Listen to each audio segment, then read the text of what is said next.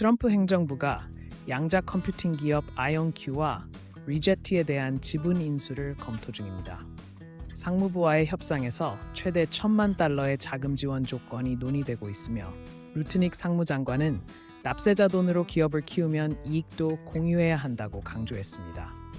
이번 움직임은 기술 패권 경쟁에서 정부의 직접 개입이 새로운 전환점이 될 수 있다는 분석이 나옵니다. 트럼프 행정부가 러시아에 대한 강경 태도로 전환하며 우크라이나 전쟁이 중대 국면을 맞았습니다.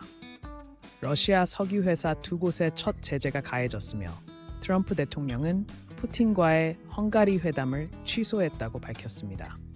또한 미국이 우크라이나의 장거리 미사일 사용을 승인했으며 트럼프 대통령이 시진핑 주석에게 종전 설득을 요청할 것이라는 관측도 나옵니다. 미국에서 예산안 부결로 인한 연방정부 셧다운이 22일째 계속되며 역대 2위의 최장 기록을 달성했습니다. 예산안 교체 상태가 지속되면서 최장 기록 경신이 예상되며 연방 공무원들의 급여 중단으로 고통이 가중되고 있습니다. 트럼프 행정부의 정책에 대한 민주당과 공화당의 첨예한 대립이 원인으로 지목되고 있습니다. 일본 정부가 은행과 보험사의 자회사들에게 가상화폐 판매를 허용하는 방안을 검토 중입니다.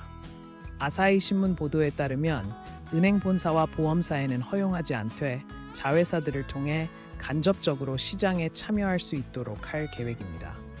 내년 국회에서 관련 법 개정안이 제출될 예정이며 일본의 디지털 자산 시장 확대 정책의 일환으로 해석됩니다. 미국에서 자동차 대출 연체율이 급증하며 경기 둔화 조짐이 뚜렷해지고 있습니다. 전문가들은 자동차 대출이 소비자들이 마지막까지 지키는 빚인 만큼 연체율 증가가 경제적 어려움을 반영한다고 분석했습니다. 특히 K자형 양극화가 고착화될 우려가 제기되며 저소득층의 경제적 어려움이 더욱 가중되고 있는 상황입니다. 유럽연합이 2030년까지 탄소 배출 감축 목표를 55%에서 60%로 상향 조정하는 새 기후 법안을 통과시켰습니다.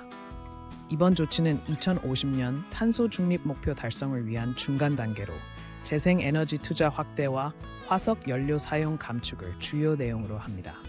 독일과 프랑스가 주도한 이번 법안은 유럽 그린딜 정책의 핵심 과제로 평가받고 있습니다. 중국이 반도체 산업 자립화를 위한 5년 계획을 발표하며 기술 패권 경쟁에 박차를 가하고 있습니다. 이번 계획에는 반도체 연구 개발에 연간 1,000억 위안 약 18조 원을 투자하고 2030년까지 자체 공정 기술 개발을 완성한다는 목표가 포함됐습니다. 미국의 수출 규제에 대응하기 위한 조치로 글로벌 공급망 재편 가능성도 점쳐지고 있습니다. 인도가 최근 개최된 G20 정상회의에서 신흥국들의 대변인 역할을 강조하며 국제적 위상을 높였습니다. 모디 총리는 기후변화 대응, 디지털 경제 확대 등 글로벌 현안에서 개발도상국들의 목소리를 대변했으며 다자주의 협력 강화를 촉구했습니다.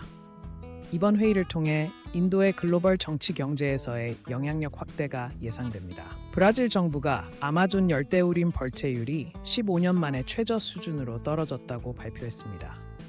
올해 1~9월 벌채 면적이 전년 동기 대비 34% 감소했으며 이는 룰라 대통령의 환경정책 강화 효과로 분석됩니다. 그러나 환경단체들은 장기적인 정책 유지와 감시 강화 필요성을 지적하며 아직 갈 길이 멀다고 평가하고 있습니다. 사우디아라비아가 2034년 피파 월드컵 유치를 위한 전략을 본격화했습니다.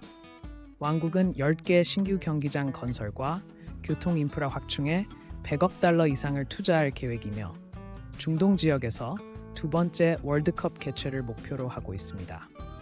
인권 문제와 기후 조건 등 해결 과제가 많지만 스포츠를 통한 경제 다각화 전략의 일환으로 평가받고 있습니다.